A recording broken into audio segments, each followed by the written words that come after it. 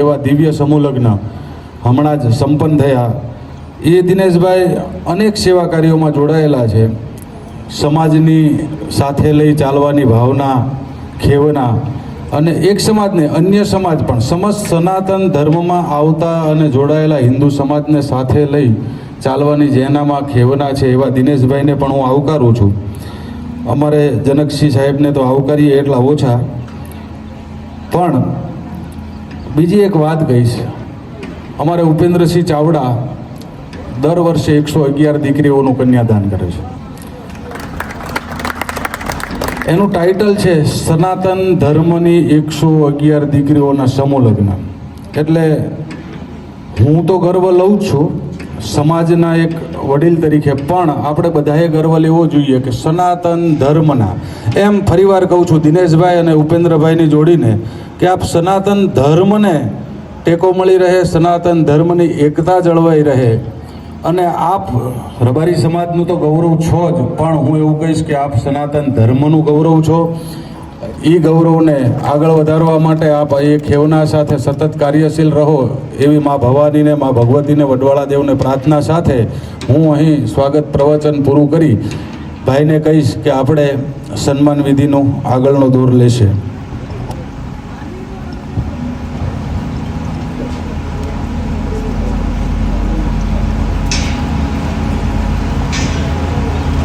અમરધામ સલાડાથી જનકસિંહ બાપુ, hello, અમરધામ સલાડાથી Shri Janaksinh બાપુનું સન્માન કરવા માટે હું ચેતનસિંહ પરમાર તથા હિતેન્દ્રસિંહ તથા પ્રવીણસિંહ ડોડિયાને વિનંતી કરું.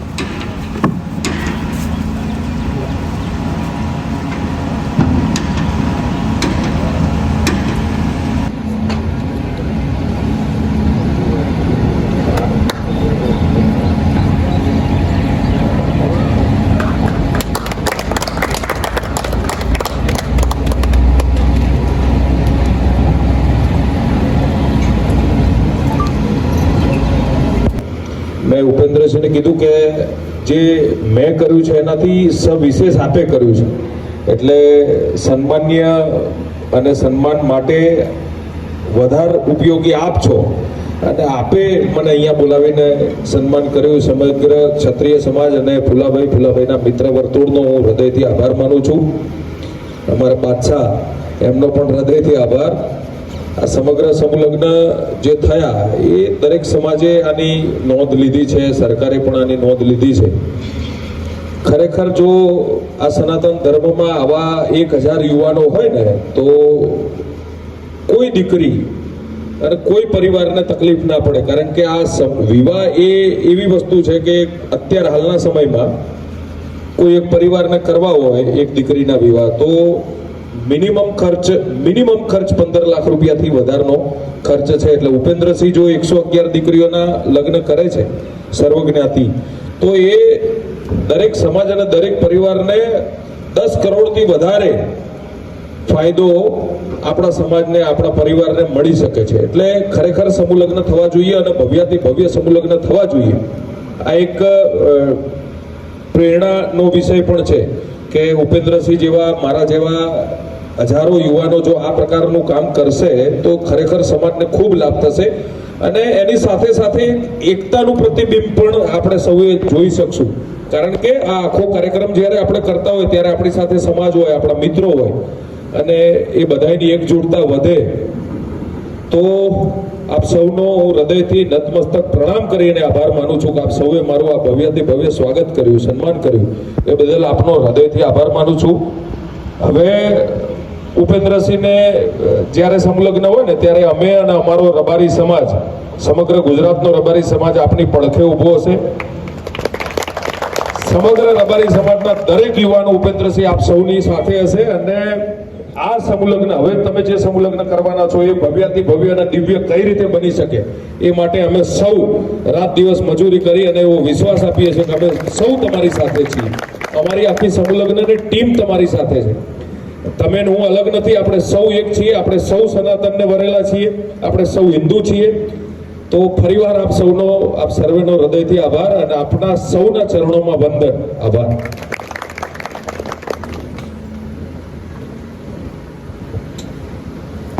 દિનેશભાઈનો કોન્ટેક્ટ કરાવ્યો અને આજે દિનેશભાઈએ જે અમને આ લાભ આપ્યો છે સન્માન કરવાનો, એ બાબતે અમે ખૂબ રાજી થયા છીએ. આજે સમસ્ત અમારો સમાજ રાજી છે. વધારેમાં દિનેશભાઈ દ્વારા 51 દીકરીને જે સમૂહ લગ્ન કર્યા, તેમાં નાનામાં નાની બાબતની ઝીણવટપૂર્વક ચિંતા કરી અને માઇક્રો પ્લાનિંગથી જે સમૂહ લગ્નને રૂપરેખા બનાવેલી હતી, એ તમામ સોશિયલ મીડિયામાં, ભાઈ દિનેશભાઈ તો સોશિયલ મીડિયામાં એક્ટિવ બહુ હોય છે, મેં બધી ઝીણી નાની નાની બાબતમાં નજર કરી, પરંતુ ચોકસાઈપૂર્વક અને ખૂબ એકદમ સરળ સ્વભાવના દિનેશભાઈએ નાનામાં નાની બાબતનું ધ્યાન રાખી 51 દીકરીઓને રાજી કર્યા. તે બદલ હું એમને હૃદયથી અભિનંદન પાઠવું છું. વધારેમાં સમૂહ લગ્ન એ એક દીકરીના ભાગ્યની વાત છે. દિનેશભાઈ અને હું બે તો નિમિત્ત જ બનીએ છીએ, પણ નિમિત્ત બનવું એ ખૂબ મોટી વાત છે. આજે વધારે કંઈ નહીં બોલતા તમામ રબારી સમાજ અને રાજપૂત સમાજને આવનારી તારીખ 1/11/2025 રોજ તુલસી વિવાહ અને 2/11/2025 રોજ 111 દીકરીઓના સમૂહ લગ્ન ધંધુકા જનકપુરી ખાતે જે આપણે કરવા જઈ રહ્યા છીએ, તો તમામ મિત્રોને, સમાજને, યુવાનોને, વડીલોને મારી દિલથી અંદરની નાભીની લાગણીથી આમંત્રણ આપીએ છીએ. અમે અમારું આસ્થા ફાઉન્ડેશન, ધંધુકા યુવા બ્લડ ડોનેટ ગ્રુપ તથા સમસ્ત જાળિયા ગામ વતી બધાને હૃદયથી આ સમૂહ લગ્નમાં પુણ્યનું કામ છે, તો એ દરિયામાં લોટો ભરવા બધાનું મારું આહવાન છે. માટે બધા ભાઈઓને આ પ્રસંગમાં આવી અને પુણ્યના ભાગીદાર બધા. વિશેષમાં કંઈ નહીં કહેતા, આજના આ દિવસે અમારું આમંત્રણને માન આપીને પધારેલા પૂજ્ય જનકસિંહ બાપુ, ભુવાજી તથા દિનેશભાઈનો તથા સમસ્ત વડીલોનો, યુવાનોનો ખૂબ ખૂબ હૃદયથી આભાર માનું છું, દિલથી આભાર માનું છું. અસ્તુ. જય ભવાની. ભારત માતા કી જય. વંદે માતરમ.